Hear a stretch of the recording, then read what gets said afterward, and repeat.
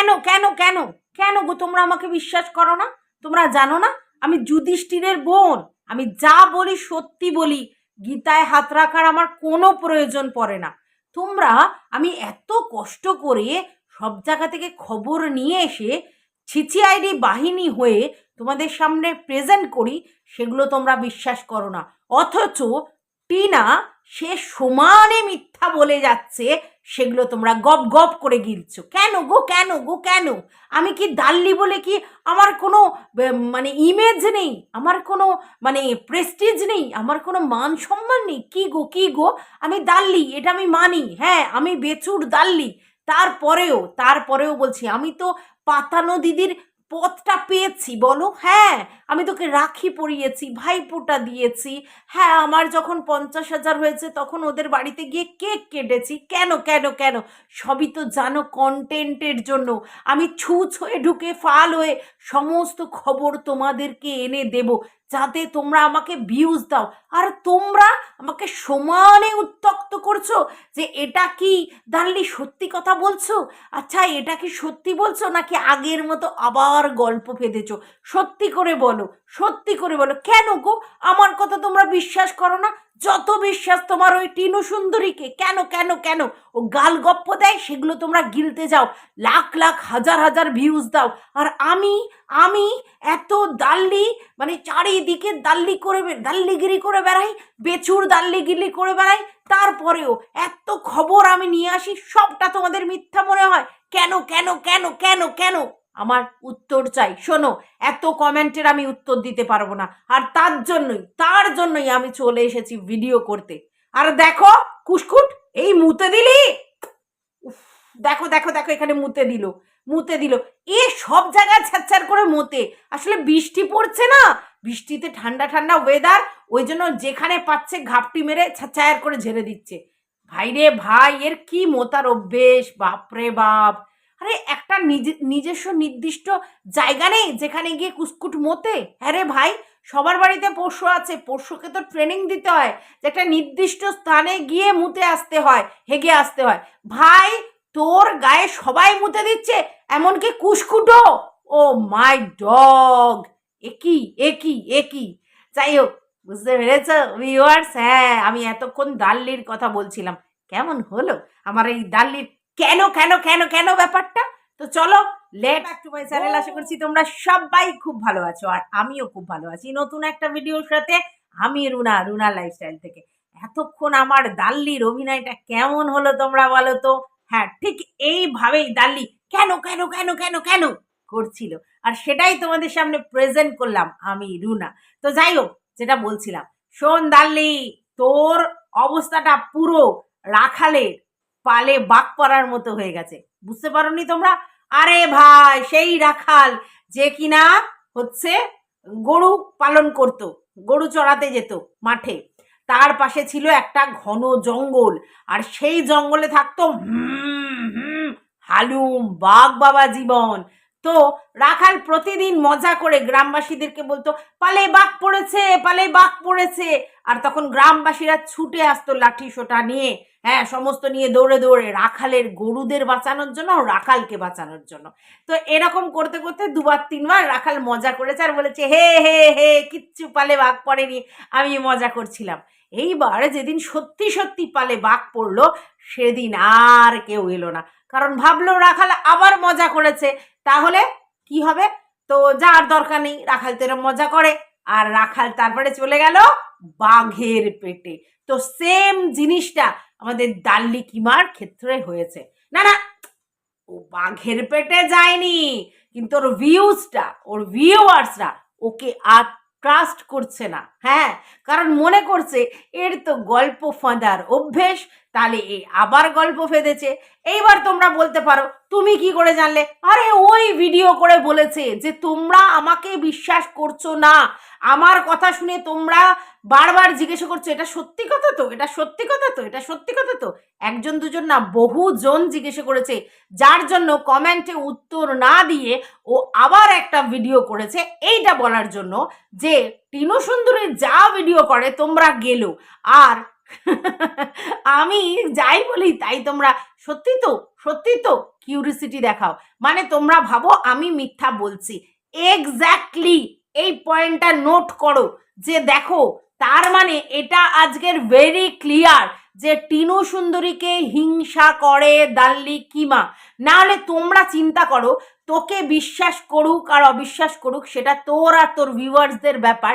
তো তুই গল্প বলেছিস, তারা বিশ্বাস করেনি, তোকে তারা অ্যাকসেপ্ট করতে পারছে না, এবং তারা কিউরিয়াস হয়ে তোকে জিজ্ঞাসা করছে আদতে যে কথাটা তুমি বলছো সেটা সত্যি নাকি মিথ্যা। কারণ তোর কথা যে মিথ্যা এর আগে বহুবার প্রমাণ হয়ে গেছে, এবং তোর পাতানো ভাই সেটা প্রমাণও করে দিয়েছে। যা আগের বারে যে তুই একটা গুজব ছড়িয়েছিলিস না যে টিনু সুন্দরী হেভি মার খেয়েছে, হেভি মার খেয়েছে, আমার কাছে খবর আছে, এই আছে ওই আছে সেই আছে, জুতো পেটার মতো পেটা, জুতো পেটার মতো পেটা খেয়েছে। কোথায় না কুতকুল্লায় যখন ছেলে আনতে গেছিল তখন তোমার হচ্ছে বেচুর মা বাবা পাড়া প্রতিবেশী লোকজন মিলে ওদের উপর হামলা করেছে এবং ওদেরকে মারধর করেছে, চুলের মুঠি টেনে রে রে করে টানতে টানতে নিয়ে এসেছে। তো এই কথাগুলো বলেছিলিস। আর তারপরেই বেচু রাত্রিবেলা লাইভ করে এটা বলতে এসেছিল যে গুজবে কান দেবেন না, যা যা শুনছেন সমস্ত মিথ্যা কথা, কে যে এই গুজব ছড়াচ্ছে কে জানে, আমরা আলটিমেটলি ভালো আছি। তাহলে এই জায়গায় পূর্বে প্রমাণিত হয়ে গেছে যে দাল্লি মিথ্যুক, এবং দাল্লির মিথ্যাবাদিতা প্রমাণ করে দিয়েছে তারই পাতানো ভাই লাইভ করে। কারণ সে এত উত্তর দিতে পারছিল না, তার জন্য 10 মিনিটের লাইভ করে সে সমস্ত কিছু কনফেস করে চলে গেছে যে এমন কিছু ঘটনাই সেদিন কুতকুল্লাতে হয়নি। কিন্তু দাল্লি কি করলো, একটা পুরো গুজব ছড়িয়ে এমন করলো যেন সত্যি সত্যি হয়েছে। পরবর্তীকালে সে নিজেকে পাল্টি মারিয়ে কি বলল যে না ভাই আমি ওই কথা বলিনি, আমি বলেছি কমেন্ট বক্সে একটার পর একটা ঝাড় খাচ্ছে, মানে কমেন্ট বক্সে জুতো খাচ্ছে, এটা আমি বলেছি। তাহলে দাল্লি যে মিথ্যা কথা বলে সেটা প্রমাণ অন্য কেউ দেয়নি, তারই পাতানো ভাই এসে তার মুখে সপাটে একটা জুতোর বাড়ি মেরে গেছে। যে এটা বলে যে কে যে এগুলো ছড়াচ্ছে সেটাই বুঝতে পারছি না ভাই, এগুলো তো ছড়াচ্ছে একটা রিউমার, আদৌ কিছু হয়নি। তাহলে এটা তো আর বলতে পারছে না বেচো যে ভাই আমারই পাতানো দিদি আমারই কবর খোলবার জন্য এরকম ধরনের গুজব ছড়াচ্ছে, বলতে পারছে না। তো তো তার জন্য এরকম বলেছিল। তো সেইবার যে দাল্লি মিথ্যুক সেটা কিন্তু দাল্লির ভাই প্রমাণ করেছে, অন্য লোক নয়। আর দাল্লি যতই কথাটা ঘুরিয়ে বলুক যে আমি কমেন্ট বক্সের জুতোর কথা বলছিলাম, আদতে তো তা নয়, আদতে ও সত্যি সত্যিই খেয়েছে এরম কিছু একটা প্রেজেন্ট করতে চাইছিল ভিউয়ার্সদের সামনে, এবং ভিউয়ার্সরা প্রথম সময় সেই গল্পটা কিন্তু গিলেছিল, ঠিক আছে। তো অনেক ভিউয়ার্সই ক্ষুণ্ণ হয়েছিল এবং তারা গিয়ে পাতানো ভাই মানে বেচুর ওখানে কমেন্টও লিখেছে যে তোমার এর সাথে মেশাটা আমরা একদম পছন্দ করছি না, তোমাকে ভালোবাসি কিন্তু একে একদম সুবিধার মনে হয় না। এবং সবাই বলেছিল বেশিরভাগ ওর সঙ্গ ছাড়ো, এবং অনেকে বলেছিল যে তুমি ওর মানে ওয়েল উইশার হয়ে তুমি কি করে এরকম ধরনের নোংরা রিউমার ছড়াও। কারণ আমরা ওকে ভালোবাসি, মানে বেচুকে ভালোবাসি, বেচুর বাচ্চাকে ভালোবাসি, সেই জন্য আমরা টেনশানে থাকি, আর তুমি এমন একটা ভিডিও করেছো যাতে আমরা টেনসড হয়ে গেছি। তার মানে বুঝতে পারছো দাল্লিকে কিন্তু সেই সময় থেকে অনেকের বিরাগ ভাজন হয়েছিল দাল্লির প্রতি, এবং রাগও হয়েছিল। হয়তো তারা এখন কমেন্ট করে না কিন্তু রাগটা তো তাদের মনে আছে। দেখো আজকে তোমরা জানো দাল্লির যেই 62-63 হাজার সাবস্ক্রাইবার, তার বেশিরভাগ পজিশনটাই মানে বেশিরভাগ সাবস্ক্রাইবারটাই কিন্তু কার ঘর থেকে হয়েছে, এই বেচুর ঘর থেকে। তারা যারা বেচুকে ভালোবাসে এবং বেচুর ভিডিও দেখতে ভালোবাসে, এবং বেচুকে যখন দাল্লি গিয়ে তাদের বাড়িতে উপস্থিত হয় সেই সময় বেচুর সমস্ত খবর দাল্লির থেকে পাবে বলেই দাল্লিকে তারা সাবস্ক্রাইব করেছিল এবং ভিউজ দিত। কিন্তু পরবর্তীকালে তারা দেখলো যে দাল্লি প্রচণ্ডই নিজের স্বার্থটা বোঝার চেষ্টা করে, এবং সেই জায়গা থেকে নিজের ভিউজের স্বার্থে প্রচণ্ড পরিমাণে গুজবও ছড়াচ্ছে ইউটিউবের প্ল্যাটফর্মে। তখন থেকে কিন্তু অনেক ভালো ভালো ভিউয়ার্স যারা আমাদের মানে বেচু মিত্তিরের ভিউয়ার্স, তারা কিন্তু এর উপরে বিরাগভাজন হলো এবং একে খুব একটা ভালো চোখে দেখতো না। তো অনেকেই জানে না যে এর পূর্ব ইতিহাস কি ধরনের নোংরা গালি দিয়ে ভিডিওস আছে। অনেকেই নতুন ভিউয়ার্স তারা কিন্তু এই বেচুর সময় থেকে তাকে চেনে, তার জন্য অনেক কিছুই জানে না, কিন্তু এর যে এই পুরনো অভ্যেস গালি দেয়া, গুজব ছড়ানো, মিথ্যা বলা, সেটা ওরা জানে না, তার জন্যই করেছিল। তো যাই হোক, মানে বিশ্বাস করেছিল, আজকের তাদের বিশ্বাস ভাঙছে এবং ডে ওয়ান থেকে একটা একটা করে ভাঙছে। প্রথমে ওই, তারপরে আরও। তো এই গল্প দিনের পর দিন ফেদেই যাচ্ছে। তোমরা আবার দেখেছিলে একদিন সকালবেলা 9টার সময় ও একটা ভিডিও করে যে আর যা হবে আমি লাইভ করে হোক ভিডিও করে হোক তোমাদেরকে জানাবো ওখানে কি হয়েছে, বাট আজকের আমি একটা কাজে যাচ্ছি। এবং এমনভাবে রিপ্রেজেন্ট করেছিল যেন মনে হচ্ছিল যে টিনার সাথে ও একটা নেগোসিয়েশনে যাচ্ছে আর মধ্যস্থতা করছে সেবক দাদা। আসলে ও কিছুদিন আগে থাকতে এমনভাবে প্রেজেন্ট করেছিল সেবক দাদাকে নাম ধরে ডাকা থেকে আরম্ভ করে সমস্ত কিছুতে, তো লোকজন ভেবেছিল হয়তো হয়তো এরকম হচ্ছে যে টিনু এবং এই কিমা একসাথে নেগোসিয়েশন করছে কোনো একটা ব্যাপারে এবং সেই মধ্যস্থতা করছে সেবক দাদা। কারণ তার আগে থাকতে ও সেবক দাদার নাম ফাম ধরে ডাকছিল এবং সবাই ভাবছিল সেবক দাদা তালে মধ্যস্থতা করছে। তো সেই জায়গা থেকে সেই সময় আবার একটা মিথ্যা গল্প ফেঁদেছিল, বলছিল যে হ্যাঁ এরকম আমাদের কোনো একটা মধ্যস্থতা করতে যাচ্ছি অমুক তমুক, এসব গল্প ফেঁদেছিল এবং পরবর্তীকালে এসে বলল আমি ডাকিতে গিয়েছিলাম ছেলেটিকে দিতে, মানে বাচ্চাটিকে মায়ের কোলে ফিরিয়ে দিতে, কিন্তু মাই ওখান থেকে চলে গেল। তার আগে পর্যন্ত অনেকে বিশ্বাস করছিল যে টিনু সুন্দরী টাকিতেই ছিল এবং টাকিতেই ডাল্লির সাথে তার দেখা হবে এবং অনেক নেগেটিভ এবং পজিটিভ ভিউয়ার্সরা এটাই বিশ্বাস করছিল, মানে টিনার নেগেটিভ এবং পজিটিভ ভিউয়ার্সরা। তার পরবর্তীকালে যখন জানতে পারলো যে না টিনা সেদিনকে কলকাতায় গিয়েছিল আর এদিকে আমাদের ডাল্লি সেদিনকে টাকিতে গিয়েছিল, তখন অনেকের কাছেই পুরো ব্যাপারটা খোলাসা হয়ে গেল যে আদতে সত্যি কথা নয়, এটা পুরোটাই বানানো ফেক গল্প।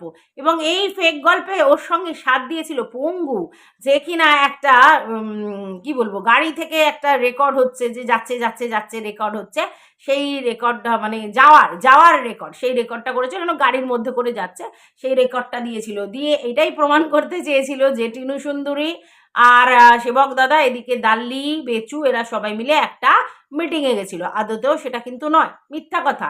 অ্যাকচুয়ালি টাকিতে গিয়েছিল দাল্লি অন্য কারণে, অন্য জায়গা থেকে কিছু খবর কালেক্ট করবার জন্য এবং ওই ফ্ল্যাটের ব্যাপারগুলো জানবার জন্য, এবং স্পেশালি ওকে টাকিতে ডাকা হয়েছিল ওর কেস সংক্রান্ত পারপাসে। তো সেগুলো একটাও স্বীকার করার মুরদ ওর নেই এবং সেই মুরদ নেই বলে সে আবার সেখানে গল্প পেতেছিল, ঠিক আছে। তারপরে আবার কাজল পড়তে গেছিল, সেই সময়ও তোমাদেরকে মিথ্যা কথা বলেছিল, এমন একটা ভাব দেখিয়েছিল যেন সমস্ত তথ্য তলাশ করতেও গেছে। তো দিনের পর দিন মিথ্যা কথা বলে বলে ভিউয়ার্সদেরকে মনকে এমন বিষিয়ে দিয়েছে তো ভিউয়ার্সরাও আজকের ডেটে ওকে আর বিশ্বাস করছে না, ওর ভিউয়ার্সরা, এবং তারা প্রশ্ন করছে যে এই গল্পটা আদৌ সত্যি কি না। তার মানে বুঝতে পারছো তো, মানে মিথ্যা বলতে বলতে ওর রাখালের মতো অবস্থা হয়েছে, এখন আর ওকে কেউ বিশ্বাস করছে না, আর তার জন্যই ওকে চিৎকার করে বলতে হচ্ছে কেন কেন কেন আমাকে কেন বিশ্বাস করছো না। দেখো, বিশ্বাস মানুষকে এমনি এমনি লোক করে না, কিন্তু যদি প্রতিদিন কারোর ইমোশন নিয়ে তাকে ব্ল্যাকমেল করা হয় তাহলে কিন্তু সেও বিশ্বাস মানে বিরাগভাজন হয়, বিশ্বাস আর করে না। তো ওর ভিউয়ার্সরাও প্রতিদিন দেখেছে যে তাদের ইমোশন, তাদের সেন্টিমেন্ট এগুলোতে সুড়সুড়ি দিয়ে কিমা একের পর এক মিথ্যা কথা বলে যাচ্ছে এবং সেটা সত্যি বলে প্রেজেন্ট করছে এবং দর্শককে ভাওতা ভণ্ড গল্প দিয়ে দিয়ে দিয়ে চালাচ্ছে। অ্যাকচুয়ালি দেখো, মানে সত্যি কথা বলতে রিয়েল কন্টেন্ট তৈরি করার ক্ষমতা সত্যি কি ওদের আছে? নেই। যদি থাকতো তাহলে ওই voice record open, call record open, WhatsApp chat open, তারপরে বাড়ি থেকে খবর নিয়ে এসে সেগুলো রিভিল করা, এগুলো করতো না। তাহলে সে ভিডিও থেকে ভিডিওর বেসিসে কথা বলতো, সেটা কিন্তু দাল্লি করতে পারে না। তাহলে আজকের ডেটে ওর সেই সব কন্টেন্ট চলে গেছে, তাহলে এই মুহূর্তে ওকে বিশ্বাস করানোর জন্য এরকম মিথ্যা গল্প ফাঁদতে হবে। এবং ও কি বললো যে আমি যদি মিথ্যা বলি তাহলে কি তোমরা আমাকে বিশ্বাস করবে? তাহলে মিথ্যা বললে এখানে টিকে থাকতে পারবো না। এক্স্যাক্টলি, মিথ্যা বললে টিকে থাকতে পারবি না, আর তার প্রমাণ অলরেডি হতে শুরু করেছে। একটা ৬২-৬৩ হাজারের চ্যানেলের ভিউজ ১০,০০০ টপকায় না, ১০,০০০ টপকায় না। এরকম মিথ্যা গল্প যেইগুলোতে ফাঁদা হয় সেই গল্পগুলোতে একটু বেশি ভিউজ হয়। আদারওয়াইজ নর্মাল যে ভিডিওগুলো করা হয় সেগুলো 2000, 3000, 4000, ম্যাক্সিমাম 5000 ভিউজ হয়। মানে বুঝতে পারছো? তাহলে আমার ওই 62,000, 63,000 চ্যানেলের সাবস্ক্রাইবাররা কি করে? কি করে তাহলে? যদি তারা আমাকে প্রপারলি ভিডিওতে ভিউজই না দেয় তাহলে তারা কি করে? কি দেখতে আসে? তাই না? তার মানে হচ্ছে ওর ওই মিথ্যে কথাগুলি লোকে গিলতে আসে, আর তার জন্যই ও যে মিথ্যা কথা বলে গল্প ভেদে যে ভিডিওগুলো করে সেগুলোতেই ভিউজ হয়, আদারওয়াইজ অন্য ভিডিওগুলোতে ভিউজ হয় না। ঠিক আছে? আর তোমাদেরকে আগেই বলেছিলাম যে এটা পুজোর মরশুম, পুজোর সময় সবারই একটু এক্সেস খরচা আছে, মানে তোমার জিনিসপত্র কেনাকাটা, খরচা, খাওয়া দাওয়া, ঘোরাফেরা, এগুলোতে বেশ খানিকটা এক্সট্রা খরচা আছে। এবার তোমরা ভালো করেই জানো ওর তো আর কোনো মানে এক্সট্রা ইনকাম নেই যে বোনাস পাবে বা কোম্পানি কিছু টাকা দেবে, মানে ওর বড় যদি কোথাও কাজ করতে হয় তাহলে ওই বিজনেসের উপর আর ওর এই কন্ট্রোভার্সি চ্যানেলটার উপরে দাঁড়িয়ে আছে ওর পুরো ইনকামটা। আমি আগের ভিডিওতেই বলেছি ওর মেয়ের এখন কাজকর্ম নেই, ছেলে ওই ব্যবসাটা সামলাচ্ছে, তার মানে টুবোদারও নেই। তাহলে সেই জায়গা থেকে কোথা থেকে মানিটা আসবে যেখানে সংসার চালিয়ে উপচে পড়ে কিছু ইনকাম হবে যেই টাকাতে ও এক্সেস খরচাগুলো করবে? বলো তো কোথা থেকে আসবে? আর সেটা আসছে না বলেই ওর প্রবলেমটা এই জায়গায় দাঁড়িয়েছে। আর ও একটার পর একটা সপ্তাহে অন্তত একটা মিথ্যা কথা বলে গল্প বানিয়ে সেখান থেকে একটা লামসাম ভিউজ চাইছে যাতে কিনা সেই টাকাগুলো উঠে আসে, আর সেগুলোই একত্রিত করে মোটামুটি এ মাসের যে টাকার অ্যামাউন্টটা সেটা যেন একটা লামসাম হয়। বুঝতে পেরেছো? তো এটাই হচ্ছে মেন ফান্ডা, তার জন্যই ও এইভাবে গল্প বলে নিজের চ্যানেলটাকে হাইলাইট করছে। কিন্তু এটাই বুমেরাং হয়ে গেছে, কারণ কিছু ভিউয়ার্স এর জন্য বিরাগ ভাজন হচ্ছে। ভিউয়ার্সরা এই ব্যাপারটাকে অ্যাকসেপ্ট করতে পারছে না, এই যে গল্প বলা, গল্প ফাঁদা, এই ব্যাপারটা ভিউয়ার্সরা অ্যাকসেপ্ট করছে না, এবং তারই রেজাল্ট ওর কমেন্ট বক্সে এসেছে, এবং তার জন্য এতগুলো কমেন্ট এসেছে ও সেগুলোকে না উত্তর দিয়ে একটা আবার ভিডিও করেছে। তার মানেটা কি? তার মানে ভিডিও টু ভিডিও হলেও, কারণ ভিডিওতে যাই হোক 2000, 4000, 5000 যাই ভিউজ আসবে সেটা থেকে একটা টাকাও পাওয়া যাবে, আবার সবার উত্তরটাও দেওয়া হয়ে গেল, আর নিজের রাগের বহিঃপ্রকাশটাও করা গেল। তাই জন্য ও আবার একটা এই রকম ভিডিও করেছে। অ্যাকচুয়ালি দেখো, আমি তোমাদেরকে আগেও বলি পরেও বলছি, সেটা হচ্ছে ভিডিও টু ভিডিও কন্টেন্ট করার ক্ষমতা এই ইউটিউবের প্ল্যাটফর্মে বহু মানুষই পারে না।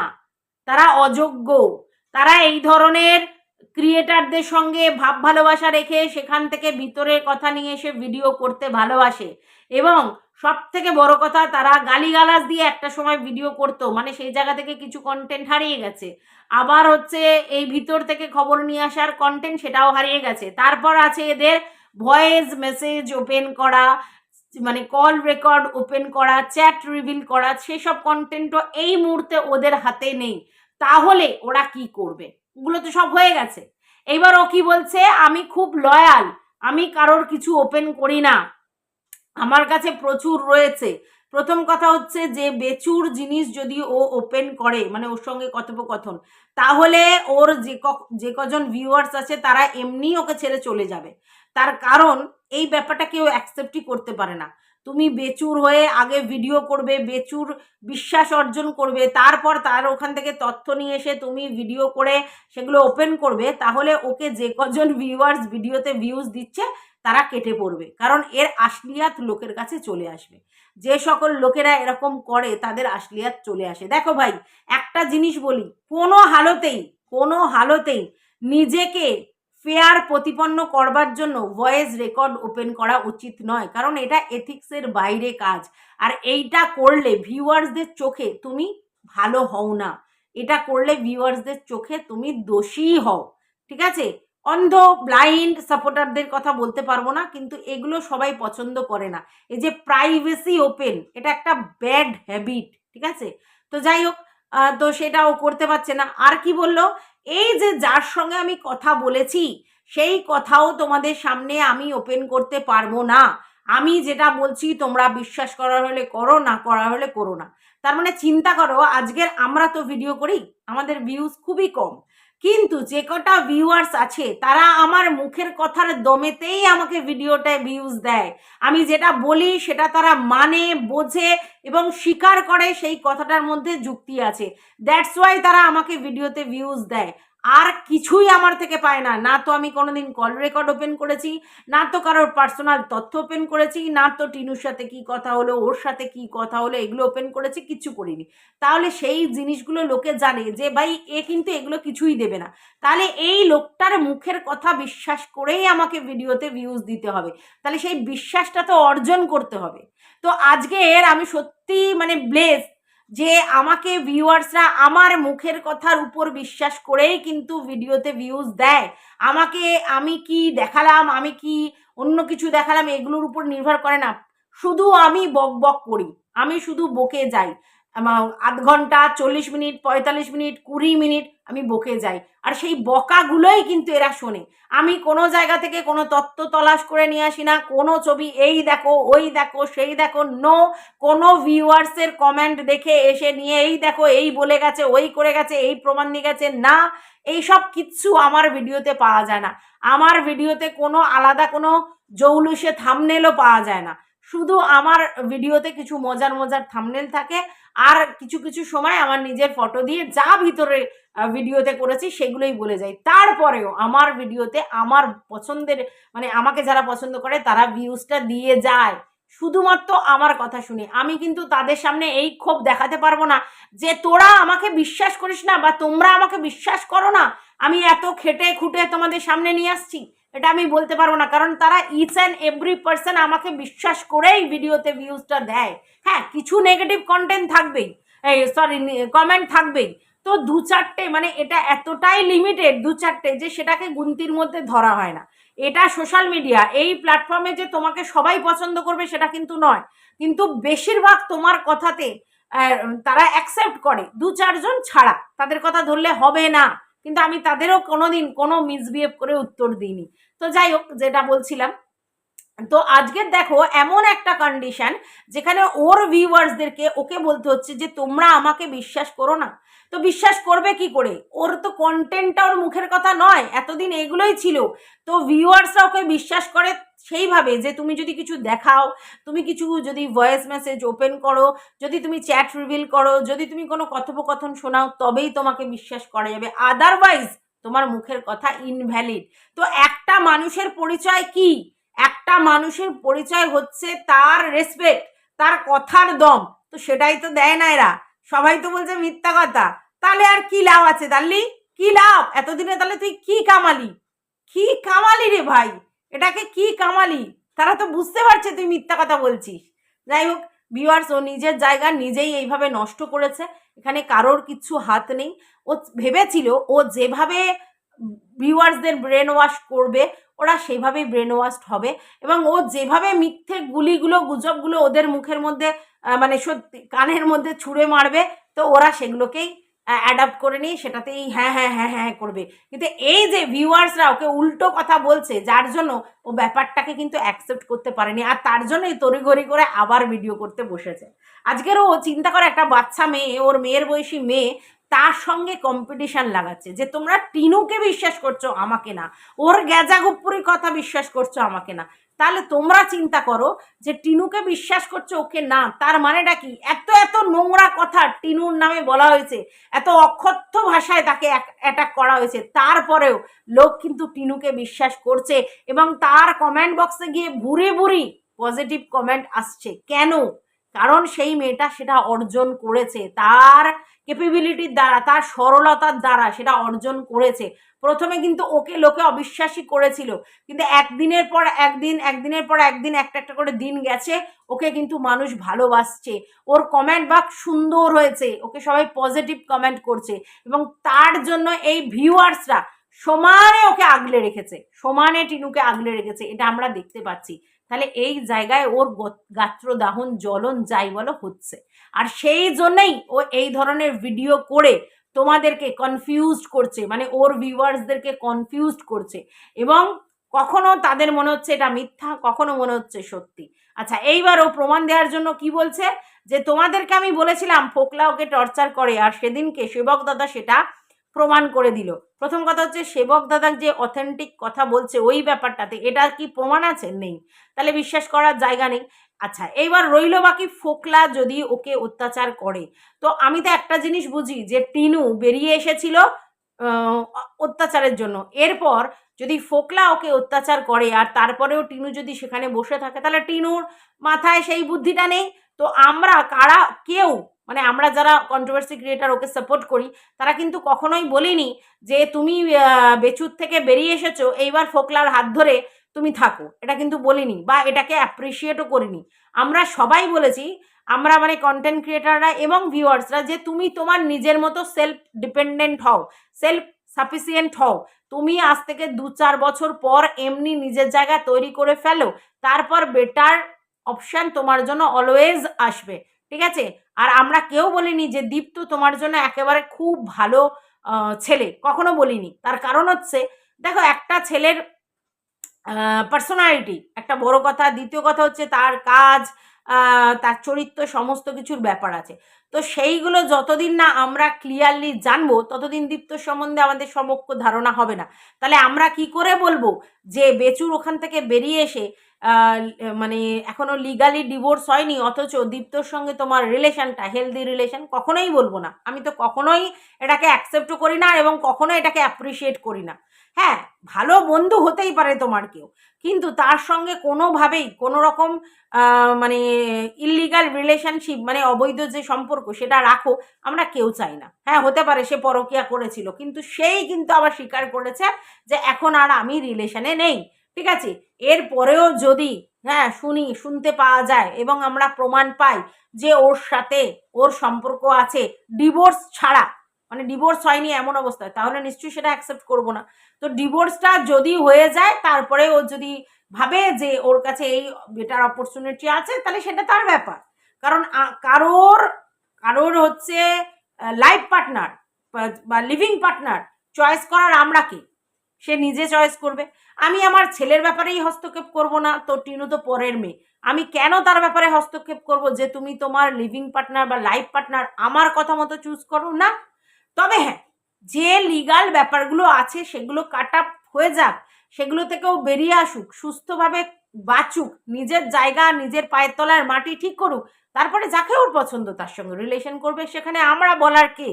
আমরা কেউ নই বলবার, সেই ডিসিশনটা একেবারেই তার তার এবং আমি এটাও বলেছি বহুবার যে টিনা, তুমি অন্তত যার সঙ্গে রিলেশন করো, এইসব বাধা বিপত্তি থেকে বেরিয়ে এসে তার সঙ্গে 3টে বছরও তুমি ভালো করে সময় কাটাবে, তারপরে গিয়ে তুমি রিলেশনটা কন্টিনিউ করবে কিনা সেটা ভেবে চিন্তে দেখবে। কারণ 3 বছরের আগে একটা মানুষের মানে মোহতে আবিষ্ট থাকে, প্রপারলি প্র্যাকটিক্যালি একটা মানুষকে চিনতে অন্তত মিনিমাম 3 বছর লাগে। তার মানে ওভারঅল সব চিনে যাবে তা নয়, কিন্তু বোঝা যাবে মানুষটা কি, তার মেন্টালিটি কি, সে কি করতে চাইছে, এটা বোঝা যাবে। তো টিনুকে বলা হয়েছে যে ভাই তুমি নিজের পায়ে নিজে সক্ষম হয়ে দাঁড়াও, তুমি নিজেকে সেলফ সাফিসিয়েন্ট করো, তারপরে তোমার এই লিগাল হ্যাপাগুলো মানে ছেড়ে দাও, তারপরে তোমার ছেলের ডিসিশনটা সলিউশন হোক, তারপরে তোমার কাছে অঢেল সময় আছে, তুমি ভাবনা চিন্তা করে এগোও। তোমার যদি তখন মনে হয় যে দীপ্ত তোমার জন্য বেটার, তো ঠিক আছে, যদি মনে হয় না, তাহলে তুমি আবার সামনের দিকে এগোবে। এবং যখন তুমি নিজের জায়গায় দাঁড়িয়ে থাকবে সেটেল হয়ে, ওয়েল সেটেল হয়ে, তখন এমনি তোমার আশেপাশে অগল বগলে প্রচুর মানে তোমার রিলেশন করবার জন্য লোক পাবে। তো এটা তো আর বড় কথা নয়, তো তার জন্য সময় দিতে হবে। তো টাইম উইল বি সে, যত দিন যাবে তুমি যত পরিণত হবে, তত তোমার চিন্তা ভাবনা সুন্দর হবে এবং তখন তুমি একটা রাইট ডিসিশন নিতে পারবে। এটা তো বারবার বলেছি। তো যাই হোক, সেটা টিনুর ব্যাপার। এখানে আমার বক্তব্য যে দাল্লিকে এখন এই মুহূর্তে কেউ বিশ্বাস করছে না, তার কারণ দাল্লি নিজে এত মিথ্যে গল্প অপপ্রচার করেছে, এত মিথ্যে গল্প বুজুর্গি ভোজরং দিয়ে কন্টেন্ট করে ভিউয়ার্সদের সামনে প্রেজেন্ট করেছে। তো আজকে তারা এর গল্প বিশ্বাস করছে না এবং সেই জায়গায় আমি বলবো ভিউয়ার্সরা একদম তাদের চোখ খুলে গেছে। এরা এতদিন পাতানো দিদি বলে বেচুর ওকে অ্যাকসেপ্ট করেছে ব্লাইন্ডলি, বাট এখন বুঝতে পারছে এর অরিজিনাল ফান্ডাটা কি, আর তার জন্যই এর পাশে কেউ সাপোর্টে দাঁড়াচ্ছে না, একে কেউ বিশ্বাস করছে না, এটাই আসল কথা। তো যাই হোক, এই ভিডিওটা এই পর্যন্ত, ভালো লাগলে লাইক করবে, পাশে থাকবে সাবস্ক্রাইব করে, কিছু বলার থাকলে কমেন্ট বক্সে অবশ্যই জানাবে। ততক্ষণের জন্য টাটা।